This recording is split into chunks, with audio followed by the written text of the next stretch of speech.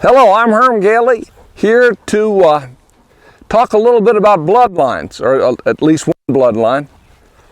And I'm going to just go ahead and warm this horse up. We're going to make some other videos with him today, so this will be a good opportunity to warm him up, and I'd rather talk while I ride anyway. So I have gotten a number of comments from people on their experience with Hancock bred horses. Particularly when I was dealing with horses that were a little difficult. That's the videos that tended to generate those comments, partly because of the reputation Hancocks have for being a little tough, and partly because of experiences these viewers had had. So I thought maybe it would be worthwhile to make some comments on that bloodline, a little history, a little bit of my experience with them, and maybe a little bit of insight as well. Meanwhile, I can warm this cold up, and if he needs a little adjustment, I'm just going to make it. I may break in and comment on that, because the first thing I'm doing is getting him ready to ride. Second thing is talking about his bloodlines. Because the one reason why I think I can talk a little bit about the Hancocks is I'm sitting on one right now. And he is a pretty typical Hancock in the physical sense. He's a big horse. I know he won't look as big with me on him because I'm too big for everything, but I'm 6'5", he's 15'2", solid 15'2", every bit of it. And he weighs about 1,200, and he's going to weigh more. He is maturing somewhat slowly. His mother was a big blue roan Hancock mare who was barely halter broke, and she was a handful. Me a little bit of pause when I bought him at the ranch sale, but she was such a good, correct, strong mare, and he looked like such a nice guy that I went ahead and took a chance, and I've been very happy with the horse. So I'm going to make a few comments though about this horse and Hancock bred horses that I've encountered in the past. First of all, you know, what's this Hancock breed? What breed are they? You know, what horse breed are they? And how did they come to be a separate strain? Well, what's interesting is in the early days of the American Quarter Horse Association, there were all sorts of different types of horses that could be accepted. And they typically would be qualified by performance or often by inspection. Joe Hancock was the progenitor of all the Hancocks. He was foaled in the 1920s, so it's an old line. And he was sort of a roan horse, as I understand it. I forget if he was roan. A lot of his offspring are. But I'm not sure it came from his line. Interestingly, though, he was by a thoroughbred stallion, but out of a half Percheron mare. And that tells you a little bit about these Hancock horses. They are bigger, stouter, draftier type horses in some ways than a lot of the more modern quarter horse families. So Joe Hancock, against what you'd expect, was a hugely successful racehorse. And the way they explained that, when I did a little bit of research, was that his mother was not a particularly huge horse. She wasn't real stout compared to a lot of Hancocks, or excuse me, a lot of Percherons. But she was bred to be a coach horse, not a workhorse. So there were two different lines of Percherons. There were the ones that were real thick and stout and low slung and kind of sluggish horses, and they were used in the fields to plow. And then you had the coach horses that were quicker footed, that could go long distances, travel fast. And his mother apparently came from a line of horses that had been used as stagecoach horses, and their goal was to go as far as they could go, as fast as they could get there. I'm sure out in Texas, where he was originally from, Texas or Oklahoma, those horses probably outran more than a few Indians and outlaws. So they were gritty horses that could travel, not field work horses. which explains a lot, because I always wondered how you could have a horse come from a draft line and yet be a really successful racehorse. Joe Hancock then sired two really outstanding sons. There were quite a number of them, but two of them were the best known, I think I could safely say. There was Roan Hancock and Red Man, both roan horses out of Roan Burnett Ranch mares. The Roan Hancock horse turned out a lot of big, stout, tough ranch and roping horses, a lot of steer trippers, a lot of all-day, hard-working, rock-crushing horses. But the story on them was a lot of them would buck you off, and there's almost a consensus that they would. Now, the ones out of Red Man, or by Red Man, were a lot quieter. All of them were fast. Those horses, both lines, they were fast, they were strong. You could catch a cow, you could go to the racetrack, you could work all day. They were pretty versatile, particularly in an age where you needed a horse that was durable. So that's the background to these. And then Red Man sired two very well-known horses.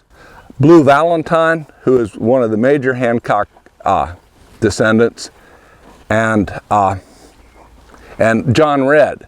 John Red was the first AAA horse in South Dakota and sired a huge number of good ranch and rope horses, and was primarily crossed on driftwood mares, which gave rise to a line of horses called the Redwood horses, because they were John Red crossed on the driftwood ranch horses and rodeo horses. And if you've seen the little buckskin mare that I have used in some videos we call Josie, her mother is from that Redwood cross back a couple generations. Her mother's name is J.H.H. Redwood Anna. So she was bred out of that Red Man line. I'm not quite sure which one this one came from. I don't know his mother's pedigree as well as I should. But that's a little bit about bloodlines, because I'm kind of a nut on bloodlines and a little bit of history. But the story on them is good horses, but they can be bronky.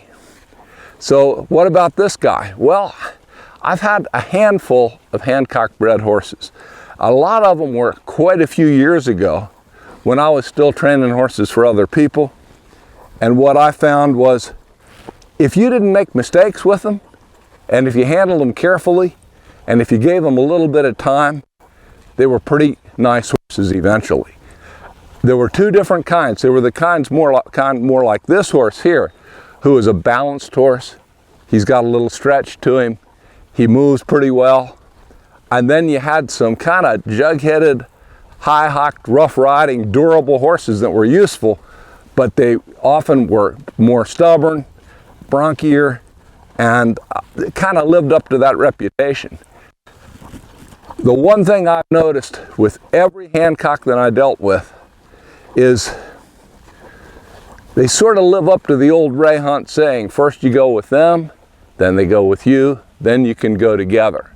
Well, with the Hancocks, they're trust but verify horses. By and by they'll trust you, but they want to make up their own mind about things, and you're just as far ahead giving them the opportunity before you insist on something. Every new thing I introduce this colt to, he shows concern.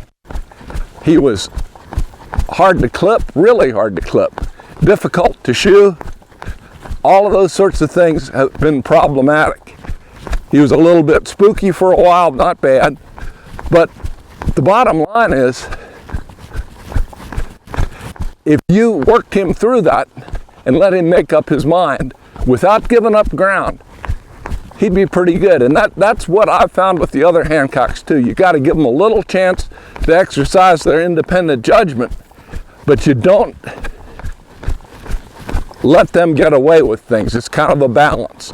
Maybe that's a good rule with any horse, but there's some horses that trust you from the get-go that are more compliant. That's not these horses. These horses have a lot of grit, they've got a lot of try, and they're kind of independent by nature. So you just have to work around that. This colt was not bronchi. He didn't buck when I saddled him, maybe humped up a little bit. He didn't buck, you know, on the first ride. And I got to thinking, well, do I have one of those Hancocks that's never gonna buck? Didn't I do a good job? Wasn't I lucky? Well, you know, I think it's in there somewhere in all of them. So this colt can be a little bit dull. So relatively early on, I put spurs on him. And I introduced that spur to him, and instead of leaning on my leg, well, he got right away from it. It was pretty nice. I really liked that. You know, he just reacted to that spur just like I wanted him to. And it sort of perked up his whole attitude, and I thought, boy, that was all he needed. So I moved him around a little bit with those spurs, and maybe I got a little bit over enthusiastic because it was going so well. And I stopped him, and he took a deep breath, and I thought, boy, that's good. Well, that deep breath was just him gathering himself to jump straight up in the air, break in two, swap directions, and he bucked 2 full circles, right almost in place, with a quarter of a turn at the top of every jump. And I was kind of proud of myself that I rode him, but he gave me enough time up there in the air to get reset. Hits the ground, I thought, well, that's over. And he, again, took that deep breath. I thought, yeah, he's relaxing. Well, the first time he bucked to the right. Second time, he took that deep breath. He went straight up in the air like he did the first time, went around to the right, same sequence, came back to earth, took one more deep breath, and man, I took a deep seat. It's the last time he ever bucked. So that's what happens when you push one of these horses past what they're prepared to do. They got a lot of guts, and they will come back and they will act out. And you know what? I'm okay with that. But you need to know it's in there, and you need to know that you treat them with respect. They also take a little longer. I would say that they're slow learners. That's not all bad. One thing about slow learning horses is they're more likely to forgive you because it takes a couple of times for them to learn it right or wrong. Some of these really high performance bred horses, they're going to learn a bad thing as quick as a good thing because they're quick learners. So it's just a fact, though, that this horse is not near as far ahead in his training as a lot of 4-year-old, more performance bred horses. But what he's learned pretty solidly. And that's the characteristic of these Hancock horses, I think, is once they get it, they're pretty nice horses. So that's what I've observed. I'd be real interested to hear from folks who have Hancock bred horses and what experience they've had with them. I'll tell you, the best explanation of the appeal of the Hancock horses came from a fellow named Bill Howell, who was for many, many years the manager of Babbitt Ranches. And I read a piece that he put out, and I think Babbitt Ranches is hundreds and hundreds of thousands of acres in Arizona. Rough, dry country. And somebody said to him, Bill, why do you ride them old bucket-headed Hancock horses? And he said, well, I understand what you're saying. Maybe you just can't appreciate them till you're on the second 40 miles of the day. And that's these horses. This horse is happiest covering country, going out somewhere. And you get in the rocks, he goes through them and leaves gravel behind. I mean, he's a great horse to cover ground on. Is he going to be the kind of performance horse that the reining bred, cutting bred, cow horse bred horses are? Probably he doesn't have that level of athleticism, but boy, he's going to be good solid transportation. And that's kind of what the Hancocks have been. They've shown as ranch horses and rope horses, and this horse would fit that job, and he's going to be a great horse to ride out across country. I want to get him broke the whole way, and I'll probably show him a bit, but that's not going to be his wheelhouse. Out there in these hills, sort of give a picture of our countryside there, Kimmy. I mean, out there in these hills is where this horse will earn his living. And coming up here is my son-in-law Dalton on the other Hancock bred mare we've got. She's the one out of the Redwood line, and you've probably seen her in other videos. She's, again, a slower learner, but when she gets things, it's kind of stitched in pretty well. So that's a long, rambling dissertation on my experience with Hancock horses. And just remember, when you're on that second 40 miles, these things will still be there with you. When the other ones are checking out, these horses think the party's just begun. Till next time.